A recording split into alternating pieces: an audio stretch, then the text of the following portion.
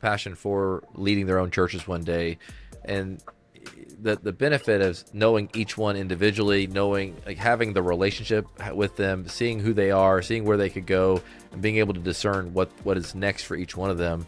I think talking to Marcus and other guys, they've always appreciated your ability to kind of know who they are, know where they want to go, care for them well, and lead them well. And I think any senior pastor listening should really not take advantage of their staff so much, but also lead their staff well, encourage their staff, and help their staff fulfill whatever it is that God's called them to do while they're with them, but also help them fulfill the things they want to do in the long run. So I appreciate that about you. No, it's good. And I get to Marcus and John Mark, though, on the other side, they make it easy because they work their tail off while they're here and don't make it. There was never a sense in which that, okay, this is a springboard. In other words, even though they know they're going to have opportunities, they both, and John Mark, he mentioned about how he ended, but that's also, he knew he was going to be a senior pastor years before he went to Apex, but there was never a sense of him using the church just to get to the next step. And that might be, it's hard to quantify, but it's certainly noticeable when it is there. I think all three of us know. And so if you're listening and you're a staff person, and you're like, my senior pastor's maybe he's not really, helping me out. I wish he would help more out like Bruce.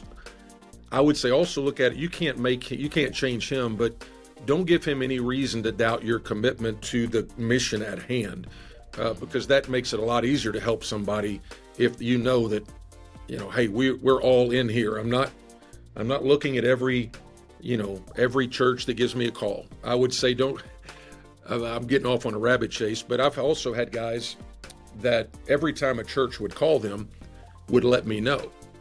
And that's, even if it was a phone call. Hey, I got a phone call. And most of that's just insecurity, kind of almost like, hey, I got a call from First Baptist such and such. And it's almost like an insecurity to say, I am wanted out there. But you do that a couple of times, then what I would take is you're not really here. You're not really here. And to John Mark's credit, he got run out a bunch of times, and only when it got serious, when, okay, help me discern God's will, did he then bring it. And so if you're listening to that, you don't need to take everyone to the senior pastor to validate your importance. And that way, when John Mark did do it, it meant something, and we walked through it and asked these questions. So there's two sides of that, two sides to make it work good.